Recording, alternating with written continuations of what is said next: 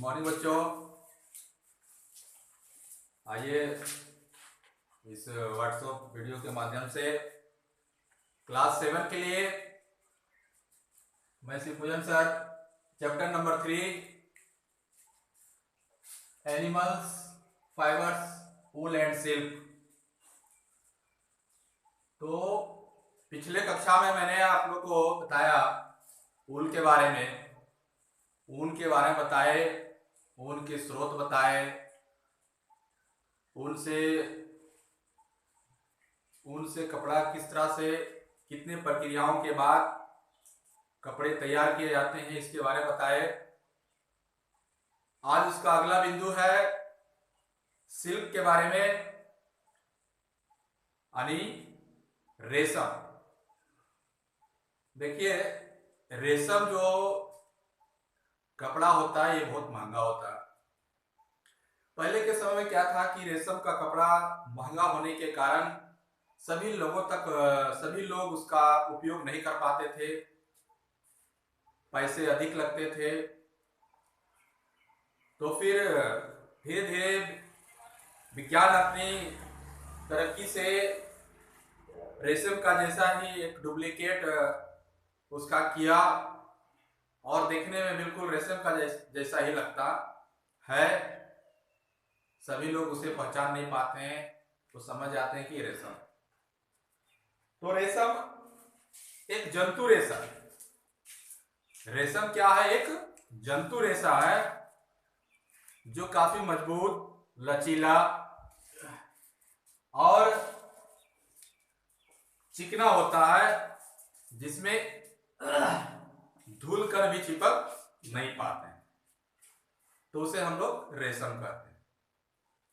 दूसरा पॉइंट है आपका रेशम का स्रोत, यानी सोर्स ऑफ सिल्क, यानी वह कैसे प्राप्त किया जाता है। तो रेशम के कीट से प्राप्त होता है। लोग रेशम के कीट को पालते हैं और उसे पाल करके तब जाकर के रेशम का धागा प्राप्त होता है। तो जाने की कैसे उसे पाला जाता है। तो रेशम के कीट के अंडों को हम लोग कहते हैं इनक्यूबेटर्स, जिसको एक निश्चित उचित ताप पर रखा जाता है और उसके पश्चात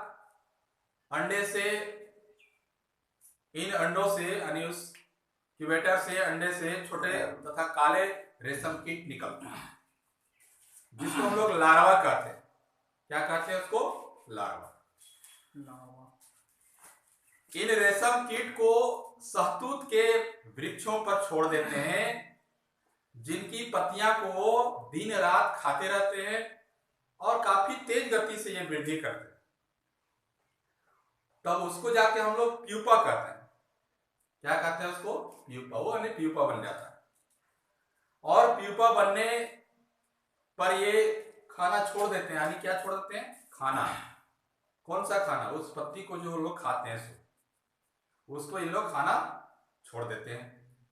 उसके बाद रेशम के कीट को एक विशेष पात्र में रखा जाता है और उसमें ये चारों ओर कोकून बुन लेते हैं। क्या बुन लेते हैं? कोकून। तो ये था आपका रेशम का स्रोत। अब कोकून से वस्त्र कैसे बनता है, कोकून से कपड़ा कैसे बनता है? तो रेशम कीट के द्वारा बुना गया जो कोकून होता है उसको छोड़ दिया जाता है, तो वह वयस्क हो जाता है, एडल्ट हो जाता है। फिर वो विकसित होता है। वयस्क कीट के बाद क्या कहते हैं उसको, जब वह कीट वयस्क हो जाता है तो बाद में अंडे प्राप्ति के लिए लोग उसको छोड़ भी देते हैं, तब जाकर के वो प्यूपा के रूप में उपस्थित और वयस्क होता है। उसके बाद कच्चा धागा तैयार किया जाता है, कच्चा रेशम, जिसको हम लोग इस प्रक्रिया को रीलिंग कहते हैं। कोकून से वस्त्र तक बनने की प्रक्रिया को रीलिंग कहते हैं। तो इस प्रकार से हमें कच्चे रेशम प्राप्त हुए। अब उस कच्चे रेशम को क्या करते हैं कि धोया जाता है। धोने के बाद उसे सुखाया जाता है। उसके बाद उसे बांटकर माने एक साथ बांटना, जैसे रस्सी को बांटा जाता है, जोड़ा जाता है एक साथ, उसको कहते हैं बटकर। फिर इसे साबुन में उबाल कर इसकी प्राकृतिक जो गूंद होता है, चिपचिपा जो पदार्थ होता है, उसको साफ कर देते हैं। साफ करने के बाद बिल्कुल साफ हो जाता है।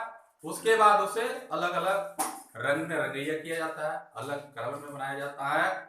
अब है रेशम की किस्में, कौन सा किस्म का पाया जाता है? तो ये दो प्रकार का, एक व्हाइट होता है, एक येलो होता है। ये दो प्रकार का किस्म है। इसी दो प्रकार के किस्म से वस्त्र तैयार किया जाता है। इन रेशम के अन्य वस्त्र जैसे में आपका सैटिन और शिफॉन होता है, ये दो प्रकार का कपड़े तैयार किया जाता है। इस तरह से आपका चैप्टर नंबर 3 का ये आज अंतिम बिंदु था। इसके आधारित पर प्रश्न आपको दिए जाएंगे, आप इसे निश्चित रूप से बना करके दिखाएंगे।